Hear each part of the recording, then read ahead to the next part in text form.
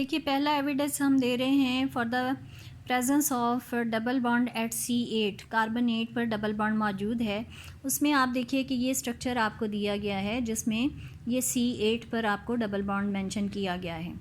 अगर इसके साथ वो रिएक्शन सीक्वेंस जो कि पिछले पेज पर दिया गया है सबसे एंड में, वो फॉलो करके आपकी end product meta hydroxy paratoluic acid बनती है, सो इट विल इंडिकेट कि आपके पास जो हाइड्रोक्सिल ग्रुप की जो डबल बॉन्ड की पोजीशन है इसमें वो यही है।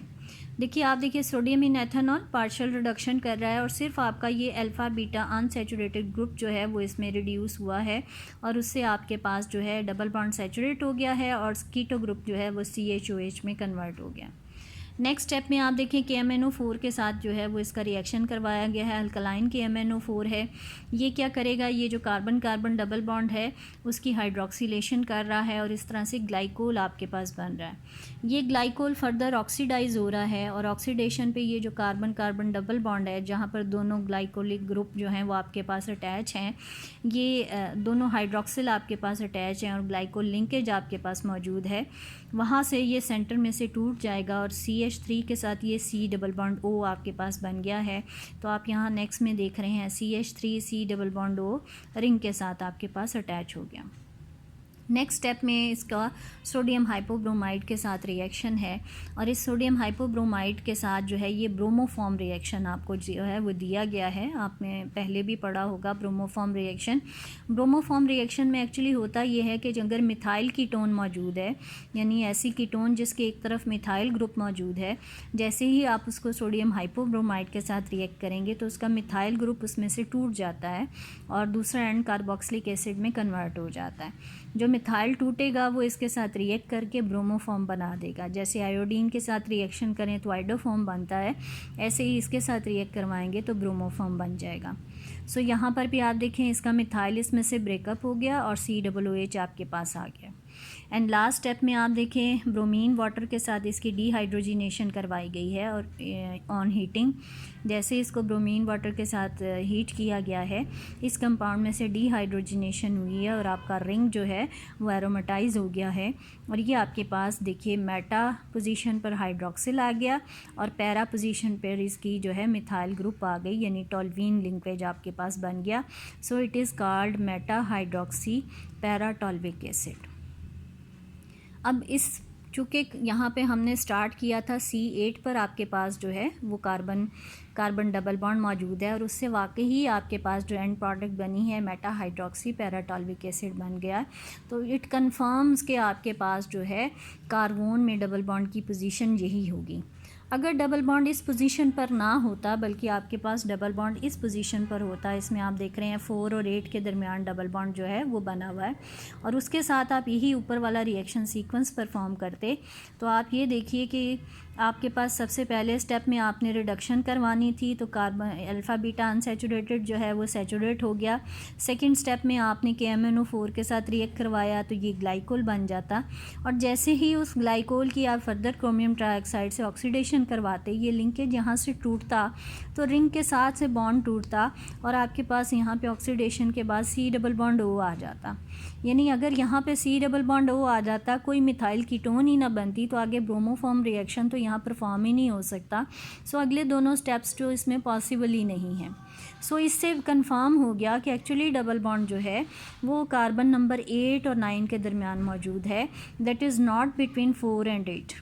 तो ये आपका फर्स्ट एविडेंस है। अगर आपसे ये पेपर में पूछा भी जाता है, give evidence for the existence of double bond at C8 in carbon, तो आपको उसमें ये रिएक्शन सीक्वेंस जो है वो एक्सप्लेन करना है। अगर आप ये ऊपर वाला भी एक रिएक्शन सीक्वेंस लिख देंगे तो एनफ होगा, क्योंकि आप इसमें प्रूव कर रहे हैं कि इससे जो है end product meta hydroxy toluic acid है वो आपके पास बन रही है। अब दूसरा एविडेंस आपने देना है जो कि आपने देना है डबल बॉन्ड एट 6 पोजीशन जो है वो इसमें मौजूद है। ये भी इसी पेज पर एंड पर आपको दिया गया है और इसमें आप देखें कि मैंने हाईलाइट की हुई हैं कुछ लाइंस। इसको अगर आप स्टडी कर लें तो आपको पता चल जाएगा कि कार्बन जो है उसके ऊपर जब ये ऑक्सीडेशन रिएक्शन परफॉर्म करवाया गया तो उससे आइसोप्रोपाइल सक्सेनिक एसिड प्रोड्यूस हुआ और उसके साथ साथ उसमें पायरुविक एसिड जो है वो भी जनरेट हो रहा है। तो अब हम देखते हैं कि अगर C6 पर आपके पास जो है वो डबल बॉन्ड मौजूद हो तो क्या उससे आपके पास ये दोनों प्रोडक्ट्स जो हैं वो बन सकती हैं या नहीं बन सकती। अगर बन जाएंगी तो प्रूव हो जाएगा कि C6 पर डबल बॉन्ड जो है वो मौजूद है, और अगर नहीं बनेगी तो इसका मतलब उसकी भी जो सेकंड ऑप्शन हमने 1 और 7 के दरमियान कहा था that will be the accurate one. इसके लिए जो रिएक्शन सीक्वेंस है वो आप देखिए नेक्स्ट पेज पर आपको दिया गया है। ये देखिए आपके पेज नंबर 388 पर रिएक्शन सीक्वेंस दिया गया है। कार्बन का स्ट्रक्चर है। इस डबल बॉन्ड को तो हम पिछले एविडेंस में कंफर्म कर चुके हैं। अब हमने इस कार्बन कार्बन डबल बॉन्ड को कंफर्म करना है जो कि C6 पर मौजूद है। अगर ये C6 पर है तो फर्स्ट स्टेप में आप देखें इसको HBr के साथ जो है वो एडिशन करवाई गई है HBr की। HBr carbon carbon double bond alkenes के ऊपर एडिशन होगा। ये अल्फ़ा बीटा अनसैचुरेटेड कार्बोनाइल है, यहाँ पे एडिशन नहीं होगी। जो कार्बन कार्बन डबल बॉन्ड है जो ओलिफिन को रिप्रेजेंट कर रहा है सिर्फ उस पर एडिशन होगी। और अकॉर्डिंग टू मार्कोनिकोव्स रूल आप देख रहे हैं कि एडिशन हुई है। Negative part goes to that carbon which has less number of hydrogen. Second step में इसको जिंक और मेथनॉल के साथ रिएक्ट करवाया गया है। और इस जिंक और मेथनॉल का फंक्शन क्या है, ये एक रिड्यूसिंग एजेंट है जो अल्काइल हैलाइड्स की रिडक्शन करता है और उसके हैलो को रिप्लेस कर देता है बाय हाइड्रोजन। सो आप यहाँ पर देख रहे हैं कि ब्रोमो निकल गया है और उसकी जगह पर आपके पास हाइड्रोजन इसमें इंसर्ट हो गई है। अगले स्टेप में आप देखिए कि इसकी ऑक्सीडेशन करवाई गई है। ये एक्चुअली इसका मेन स्टेप है। ऑक्सीडेशन आप देखिए KMnO4 के साथ की गई है। हमने पढ़ा है ऑक्सीडेशन जब होती है तो carbon carbon double bond breakup होता है, और अगर कीटो भी मौजूद हो तो कीटो का भी कार्बन के साथ जो बॉन्ड बना होता है वो टूट सकता है। यहाँ पर आप देखें कि ये carbon carbon double bond breakup किया गया है और साथ ही कीटो को भी ब्रेकअप कर दिया गया इस डायरेक्शन में। अगर इस यहाँ से ब्रेकअप करेंगे तो आप खुद देखिए कि ये भी टर्मिनल एंड बन जाएगा, ये भी टर्मिनल एंड बन जाएगा। तो दोनों तरफ ये जो कार्बन्स हैं ये ऑक्सीडाइज होके COOH में कन्वर्ट हो गए। बाकी देखें उसी तरह से सारा स्ट्रक्चर जो है रिमेनिंग ड्रॉ कर दिया गया। ऊपर आपके पास ये CH3 ये C डबल बॉन्ड O हो जाएगा और इस तरफ COOH। तो आपका ये नेक्स्ट सेकेंड कंपाउंड इसमें बन गया। ये जो कंपाउंड है that is known as pyruvic acid. और ये जो फर्स्ट कंपाउंड है इसमें आप देखें ये डाई कार्बोक्सिलिक एसिड है जिसके दरमियान 2 कार्बन है। इसका मतलब ये आपका सक्सेनिक एसिड है बेसिकली, और इस सक्सेनिक एसिड के साथ आइसोप्रोपाइल ग्रुप अटैच है। सो इसको हम कहते हैं this is isopropyl succinic acid. तो हमने ये देखा कि अगर स्टार्ट में C6 पर आपके पास डबल बॉन्ड मौजूद है तो उससे वाकई ही आपके पास आइसोप्रोपाइल सक्सेनिक एसिड भी बन रहा है और उसके साथ साथ आपके पास पायरुविक एसिड जो है वो भी जनरेट हो रहा है। दूसरी ऑप्शन यहाँ पे ऑक्सीडेशन में ये भी हो सकती थी कि कीटो अगर इस तरफ से ब्रेकअप हुआ है तो ये भी पॉसिबिलिटी है कि ये और ये कार्बन जो है यहाँ से ब्रेकिंग हो जाए। वो आपको सेकंड ऑप्शन भी इसमें दी गई है कि अगर आपके पास यहाँ पे ये ब्रेकिंग होती कार्बन कार्बन डबल बॉन्ड और कीटो इस डायरेक्शन से ब्रेकअप हो जाता तो फिर आपके पास देखिए ये टर्मिनल एंड बन जाता और ये टर्मिनल एंड बन जाता। दोनों पे कार्बोक्सिलिक ग्रुप है, बाकी सारा स्ट्रक्चर उसी तरह से आपके पास, प्लस यहाँ पर CH3 C double bond O COOH आपके पास जो C डबल बॉन्ड O और इसके साथ OH आ जाता तो एस्टिक एसिड इसमें से सेपरेट हो जाता। यहाँ पे आप देखें एस्टिक एसिड बना है और उसके बाद ये आपके पास फिर से एक डाई कार्बोक्सिलिक एसिड है जिसके दोनों कार्बोक्सिलिक ग्रुप के दरमियान 3 कार्बन है, इसलिए हम इसको कहते हैं ये ग्लूटेरिक एसिड है। और उसमें एक पोजीशन पर आपके पास आइसोप्रोपाइल ग्रुप अटैच है। सो आइसोप्रोपाइल ग्लूटेरिक एसिड और उसके साथ आपके पास जो है वो इसमें एस्टिक एसिड प्रोड्यूस हुआ है। अब अगर 6 पोजीशन पर मौजूद है तो उससे ही ये प्रोडक्ट्स बन सकती हैं जो कि यहाँ पे पायरुविक एसिड है, आइसोप्रोपाइल सक्सेनिक एसिड है और आइसोप्रोपाइल ग्लूटेरिक एसिड है। अगर यही प्रोडक्ट जो है एक्चुअल कार्बन ने जो है वो प्रोड्यूस की जिससे ये कंफर्म हो गया कि इसमें C6 पोजीशन पर ही डबल बॉन्ड है। अगर इनमें ये प्रोडक्ट्स ना बनती तो फिर हम ये कहते कि जो इसका बॉन्ड है डबल बॉन्ड है ये इस पोजीशन पर नहीं बल्कि 1 और 7 के दरमियान जो है वो एग्जिस्ट करता है। उसको भी हम देख लेते हैं कि अगर हम उसके साथ प्रोडक्ट्स बनाएंगे तो फिर हमारे पास जो है वो क्या बनेंगी। ये देखिए ये मैंने 1 और 7 पे मेंशन किया है कि अगर 1 और 7 के दरमियान आपके पास डबल बॉन्ड होता तो फिर आप जब इसकी ऑक्सीडेशन करवाते तो definitely carbon carbon double bond यहाँ से ब्रेकअप होता।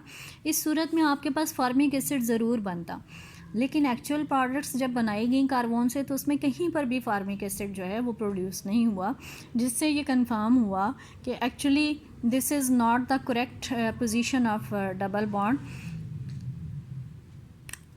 बेसिकली जो डबल बॉन्ड है वो आपके पास इसमें, so this is not the correct position ये रॉन्ग है। जो 6 पे कार्बन है जो आपके पास पहले आया है C6 वाला, वो एक्यूरेट पोजीशन है। सो बेसिकली इसमें जो डबल बॉन्ड की पोजीशन है आपके पास रिंग में, वो यही होंगी। एक 6 पर होगा, यहाँ पे आपके पास कीटो ग्रुप मौजूद है, और दूसरा डबल बॉन्ड आपके पास 8 और 9 के दरमियान डबल बॉन्ड है। So this is the exact structure of carbon. के बाद इसी रिएक्शन सीक्वेंस के नीचे पेज पर यूवी स्पेक्ट्रम जो है उसकी डिटेल आपको दी गई है। आपने बहुत ज़्यादा डिटेल में नहीं जाना, जस्ट आपने कार्बन की लैम्डा मैक्स वैल्यू, जो कि मैंने आपको पहले ही बता दिया हुआ है कैसे कैलकुलेट करनी है, वो आपने इसमें जो है वो रिपोर्ट कर देनी है।